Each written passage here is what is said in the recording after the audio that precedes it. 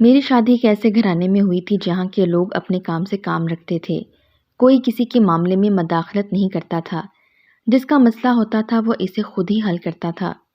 اقبال سے میری شادی چند ماہ پہلے ہوئی تھی۔ یہ ارینج میرج تھی۔ میرے والدین چاہتے تھے کہ میری شادی کسی اچھے گھرانے میں ہو جائے۔ میرے خاندان میں جتنے بھی لڑکے تھے وہ مجھ سے کافی سال چھوٹے تھے، اس لیے خاندان میں سے کسی لڑکے کا میرے لیے رشتہ نہیں آیا تھا۔ میری عمر 23 سال ہو گئی تھی۔ امی اچھے رشتے کی منتظر تھیں۔ پھر جب اماں کے جاننے والے اقبال کا رشتہ میرے لیے آیا تو اماں ابا کو وہ رشتہ پسند آ گیا۔ کچھ ہی عرصے کے بعد میری اقبال کے ساتھ شادی ہو گئی۔ اقبال اپنے والدین کا اکلوتا بیٹا تھا۔ اس کی 2 بہنیں تھیں، ایک اقبال سے بڑی تھی اور اس کی شادی ہو چکی تھی، جبکہ منزہ اقبال سے چھوٹی تھی اور اس کا رشتہ اس کے کزن کے ساتھ طے ہو چکا تھا۔ میرے سسر تو فوت ہو چکے تھے، جبکہ ساس حیات تھیں اور ان کی عمر 60 سال کے لگ بھگ تھی۔ وہ مذہبی خاتون تھیں۔ ان کے ہاتھ میں ہر وقت تسبیح ہوتی تھی۔ وہ زیادہ تر تسبیح پڑھتی رہتی تھیں۔ اقبال کی عمر 28 سال تھی۔ وہ پڑھا لکھا اور ہینڈسم نوجوان تھا۔ اس کی ڈیمانڈ تھی کہ اس کی بیوی پڑھی لکھی، خوبصورت اور گوری چٹی ہو۔ یہی وجہ تھی جب اسے میری تصویر دکھائی گئی تو میں اسے پہلی ہی نظر میں پسند آ گئی تھی۔ میرے سسر کی ٹائر بنانے والی کمپنی تھی۔ ان کی وفات کے بعد اقبال نے ہی وہ کمپنی سنبھال لی تھی اور اسے بڑے منظم اور احسن طریقے سے چلا رہا تھا۔ کمپنی میں کام کرنے والے ملازمین بھی اس سے بہت خوش تھے۔ ہماری شادی کو 3 مہینے ہو گئے تھے، لیکن اقبال کی مصروفیت کی وجہ سے ہم کہیں بھی ہنی مون منانے نہیں جا سکے تھے۔ حالانکہ شادی کی رات ہی اقبال نے مجھ سے وعدہ کیا تھا کہ جیسے ہی وہ بزنس سے فری ہوں گے تو ہم ہنی مون منانے کے لیے ترکی جائیں گے۔ ترکی ملک مجھے ویسے بھی بہت پسند تھا اور میری بڑی خواہش تھی کہ میں ترکی جاؤں، لیکن شاید ترکی تو ایک طرف، ہنی مون پر جانا بھی میری قسمت میں نہیں تھا۔ میں نے دل پر پتھر رکھ لیا تھا اور دوبارہ اقبال سے بات نہیں کی تھی، کیونکہ میں جانتی تھی وہ ان دنوں بزنس کی وجہ سے بہت مصروف تھا۔ 1-2 بار اس نے خود ہی ذکر کیا تھا اور کہا تھا کہ کچھ عرصے تک ہم ہنی مون منانے چلیں گے، اور میں نے ہنس کر ٹال دیا تھا کہ ٹھیک ہے، جب آپ کو وقت ملے تو چل پڑیں گے۔ میری نند منزہ بہت اچھی لڑکی تھی۔ وہ اپنے بہن بھائی اور ماں سے بہت مختلف تھی۔ اس کی اور میری اچھی دوستی ہو گئی تھی۔ وہ میری بہت عزت کرتی تھی۔ وہ مجھ سے صرف 2 سال چھوٹی تھی۔ وہ اپنے منگیتر سے بھی باتیں کرتی تھی اور اپنی ہر بات مجھ سے شیئر کرتی تھی۔ ایک طرح سے میں اس کی رازدار تھی۔ میں اس کا اعتماد کبھی بھی نہیں توڑا تھا، کیونکہ میں نہیں چاہتی تھی کہ میری وجہ سے اسے کوئی تکلیف پہنچے۔ ویسے بھی میں ایسی لڑکی نہیں تھی کہ کسی کی بات سن کر دوسروں کو بتا دوں۔ کچھ دنوں سے میں یہ نوٹ کر رہی تھی کہ اقبال مجھ سے کھچا کھچا رہنے لگا ہے۔ آفس سے آنے کے بعد وہ مجھ سے زیادہ بات نہیں کرتا تھا اور لیپ ٹاپ کھول کر بیٹھ جاتا۔ میں اس سے بات کرتی تو وہ ہوں ہاں میں ہی جواب دیتا۔ مجھے اس کے رویے کی سمجھ نہیں آ رہی تھی۔ اسے کیا بات پریشان کر رہی تھی؟ میں نے پوچھنے کی بے حد کوشش کی، لیکن وہ ٹال دیتا تھا۔ پھر میں خاموشی ہو گئی۔ ظاہر ہے جب وہ مجھے کچھ نہیں بتانا چاہتا تھا تو میں کیسے اصرار کرتی۔ مجھے ڈر تھا کہ میرے اصرار پر وہ غصہ نہ ہو جائے۔ حالانکہ وہ غصے کا تیز نہیں تھا، لیکن مرد کو کب اور کس بات پر غصہ آ جائے اس بارے میں عورت کو پتہ نہیں ہوتا۔ شادی سے لے کر 3 مہینے تک تو اس نے مجھ پر کبھی غصہ نہیں کیا تھا اور نہ ہی کبھی ہمارے درمیان کسی بات کو لے کر تو میں ہوئی۔ زندگی سہل طریقے سے گزر رہی تھی، لیکن ان چند دنوں میں اقبال کے اندر جو تبدیلی آئی تھی وہ مجھ سے چھپ نہ سکی تھی۔ ہر گزرتے دن کے ساتھ اس کے رویے کی تبدیلی نے مجھے سوچنے پر مجبور کر دیا تھا، اور میں نے سوچا تھا کہ میں اقبال سے بات کروں گی۔ اگر اسے کوئی مسئلہ یا پریشانی ہے تو اسے شیئر کرنے کی کوشش کروں گی۔ ایک بیوی ہی تو ہوتی ہے جو اپنے شوہر کا دکھ سکھ بانٹنے کی ساتھی ہوتی ہے، لیکن شاید اقبال مجھے ایسا سمجھتا ہی نہیں تھا۔ اس دن بدھ تھا اور اقبال آفس سے جلدی آ گیا تھا۔ میری عادت تھی کہ اس کے آفس سے آنے سے پہلے ہی میں تیار ہو جاتی تھی تاکہ وہ مجھ سے خائف نہ ہو۔ میری شادی شدہ سہیلیاں مجھ سے کہتی تھی کہ جب تمہارے شوہر کے آنے کا وقت ہو تو اس کے گھر آنے سے پہلے تم سج سنور کر تیار ہو جایا کرو۔ اس سے شوہر خوش ہو جاتا ہے اور بیوی کو سجا سنورا دیکھ کر اس کی ساری تھکن دور ہو جاتی ہے۔ उस दिन इकबाल जल्दी आ गया था, इसलिए मैं तैयार नहीं हुई थी। मुझे देखकर इकबाल ने मुंह बना लिया, लेकिन इसने कुछ कहा नहीं। मैं जल्दी से तैयार हो गई। शाम का वक्त था जब वो लैपटॉप खोले काम कर रहा था, तो मैं इसके पास जाकर बैठ गई। इकबाल ने एक सरसरी नज़र मुझ पर डाली और फिर अपने काम में मसरूफ हो गया। मैंने इसे पुकारा, इकबाल। इसने मेरी तरफ देखे बगैर ही कहा, हाँ कहो। मैं चंद लम्हे कुछ सोचती रही, फिर मैंने कहा, इकबाल, वो दरअसल मुझे कुछ पैसों की ज़रूरत है। ये सुनना था कि इकबाल के माथे पर बल पड़ गए। इसने लैपटॉप बंद किया और मेरी तरफ अपना रुख करके कहा, तुम्हें पैसों की क्या ज़रूरत पड़ गई है? हर महीने तुम्हें तुम्हारा खर्चा देता हूँ तो हूँ। मुझे इकबाल का ये कहना अजीब लगा और मुझे दुख हुआ। मैंने कहा कि इकबाल, क्या महीने के खर्चे के अलावा मुझे पैसों की ज़रूरत नहीं पड़ सकती? बस इसी बात पर इकबाल फट पड़ा और हमारी लड़ाई हो गई। बात बढ़ते बढ़ते बिल आखिर हमारी बोलचाल पर ही बंद हो गई। हमने एक दूसरे से बोलना छोड़ दिया। हालांकि हम एक ही कमरे में रहते थे, खाना भी इकट्ठे खाते थे, लेकिन बोलते नहीं थे। मेरी नंद के अलावा मेरी सास ने इस बात का नोटिस नहीं लिया। वो अपने मामूलात में मसरूफ़ रही। जबकि मेरी नंद ने पूछा तो मैंने इसे सारी बात बता दी। वो भी अपने भाई के मिजाज पर हैरान हुई। इसने बताया कि भाई कभी किसी बात पर नाराज़ नहीं हुए। वो दिल के बहुत अच्छे हैं। बस उस दिन किसी मसले में उलझे होंगे, इसीलिए तुमसे झगड़ पड़े होंगे। इसने मुझे समझाया कि तुम भाई को मनाओ, वो मान जाएंगे। मैंने मुनज़्ज़ा के कहने पर अमल किया। शाम को जब इकबाल ऑफिस से आए तो मैंने इन्हें मनाने की कोशिश की। बिल आखिर हमारी सुलह हो गई और हमने एक दूसरे के साथ बोलना शुरू कर दिया। दिन गुजरते रहे और अगले बुध एक बार फिर मेरी और इकबाल की लड़ाई हो गई। बात सिर्फ इतनी थी कि मैंने इकबाल से कहा था कि जब वो शाम को ऑफिस से आए तो मेरे लिए शवारमा लेते आएँ। ये सुनना था कि वो हत्ते से उखड़ गए। उसने मुझे इतनी बातें सुनाई और मुझे मेरे घर वालों के ताने दिए तो मेरी बर्दाश्त से बाहर हो गया और मैंने भी इसे खरी खरी सुना दी, जिसका नतीजा ये निकला कि उस दिन एक बार फिर हमारी बोलचाल बंद हो गई।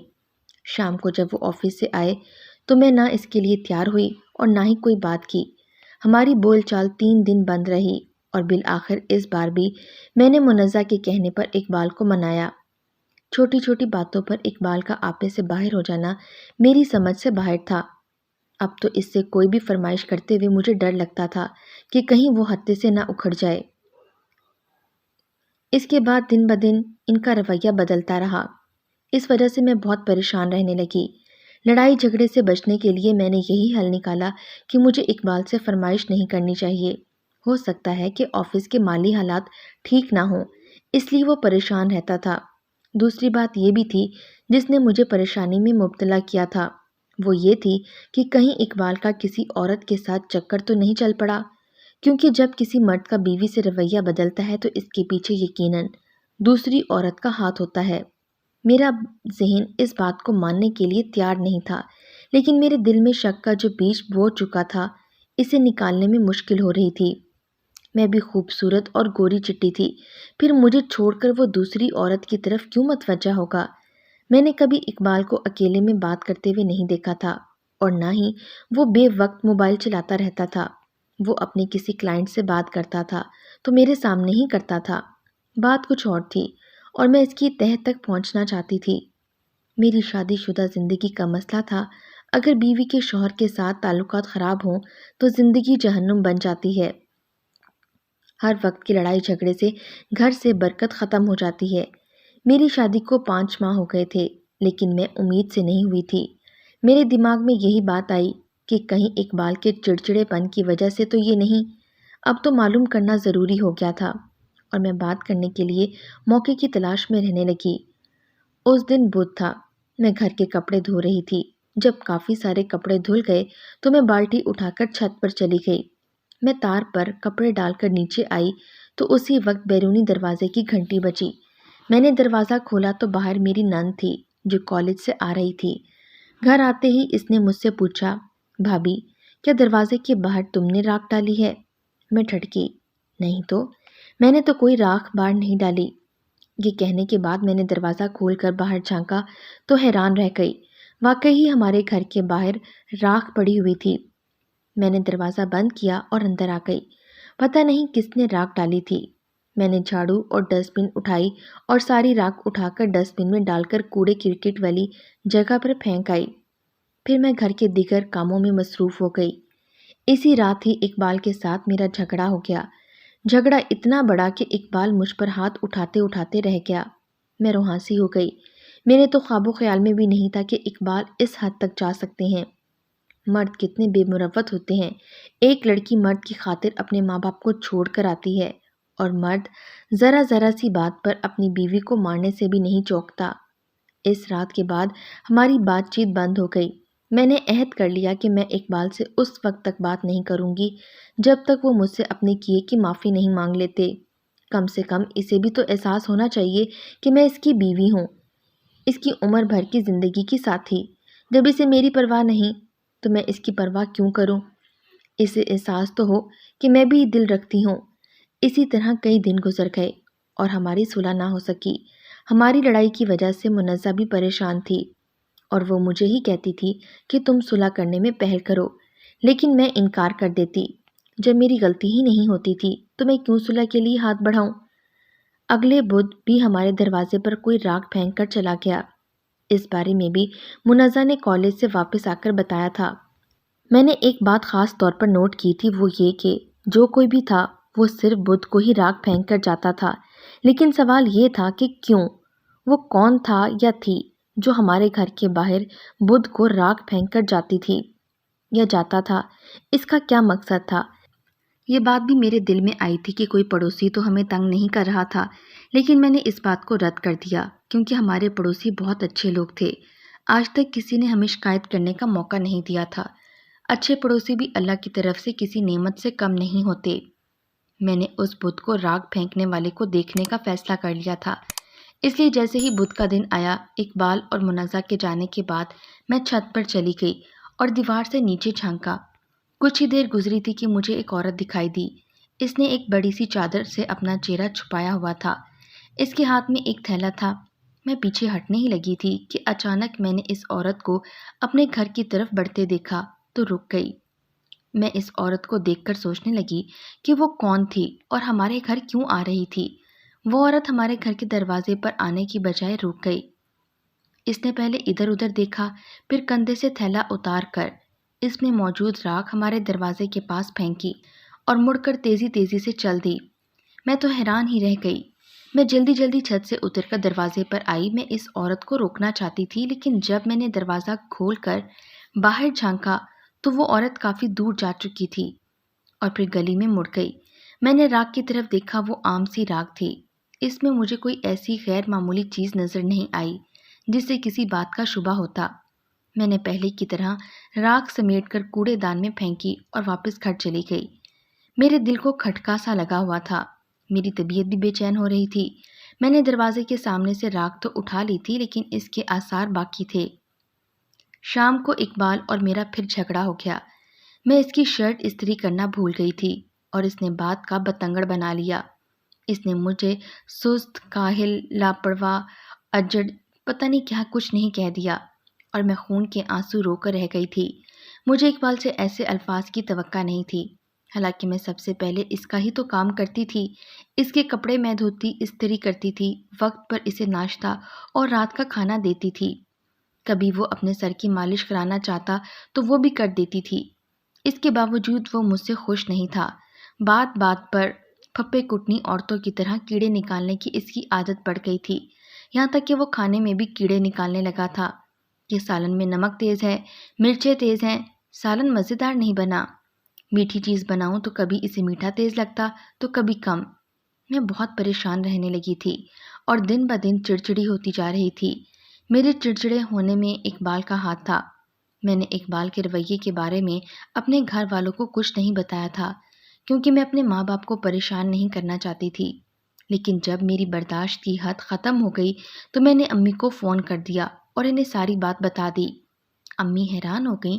انہوں نے مجھے ڈانٹا کہ تم یہ بات پہلے کیوں نہیں بتائی تاکہ تمہارے ابا اقبال کو سمجھاتے۔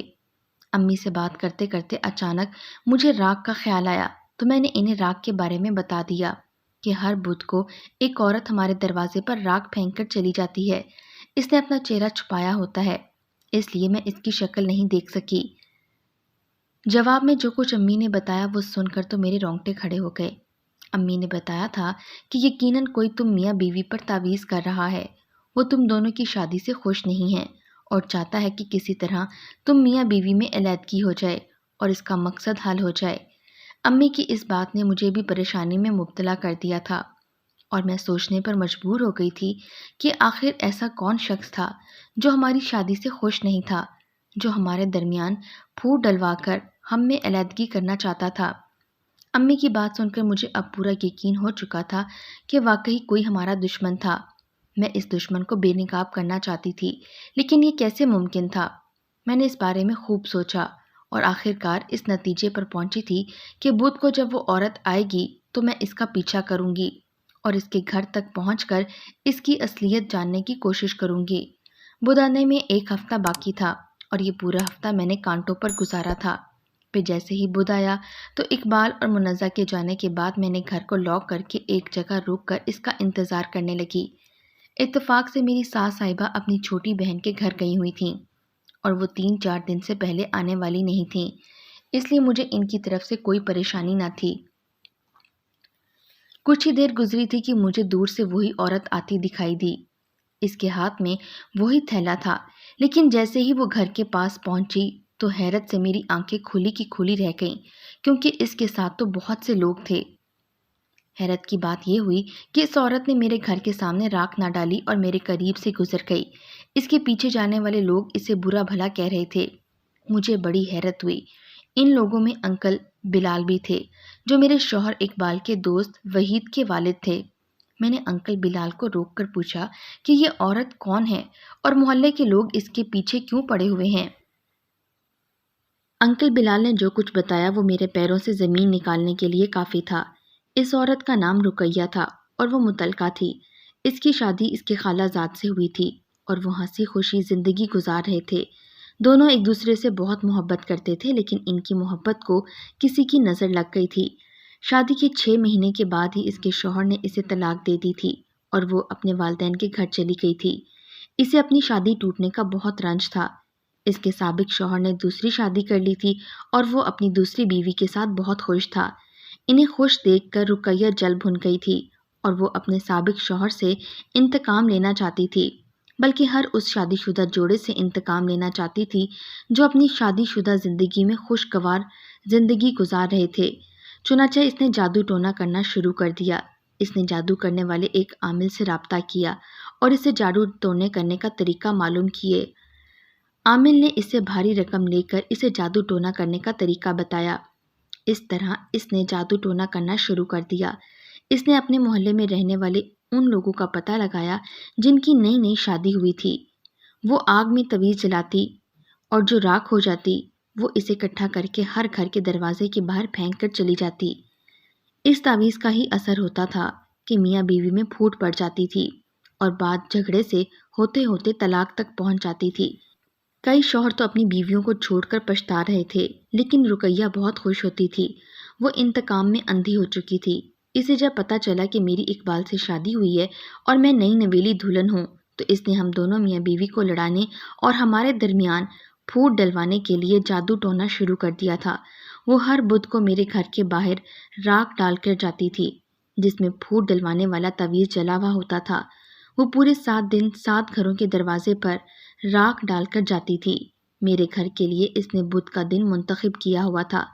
جس گھر میں میاں بیوی کے درمیان لڑائی ہوئی تھی اس کے گھر کے مکین بہت پریشان تھے۔ پھر کسی نے رقیہ کو راکھ ڈالتے ہوئے دیکھا تو اس کی نگرانی کی اور یوں اس کا پول کھل گیا۔ محلے والے اس سے بہت تنگ ہو گئے تھے اور بالآخر انہوں نے اسے اس کے گھر والوں سمیت محلے سے نکال دیا تھا۔ کسی نے پولیس کو بھی شکایت کر دی تھی اور پولیس رقیہ کو گرفتار کر کے تھانے لے گئی تھی۔ اس کے پکڑے جانے کے بعد محلے کے گھروں میں سکون آ گیا تھا۔ جو میاں بیوی آپس میں لڑے ہوئے تھے ان کے درمیان صلح ہو گئی تھی۔ میری بھی اقبال کے ساتھ صلح ہو گئی تھی۔ اس دن کے بعد اقبال کے رویے میں بھی تبدیلی آ گئی تھی اور ہم پہلے کی طرح رہنے لگے تھے۔ میں نے سکھ کا سانس لیا تھا کہ ہماری خوشیوں کی قاتل عورت پکڑی گئی تھی۔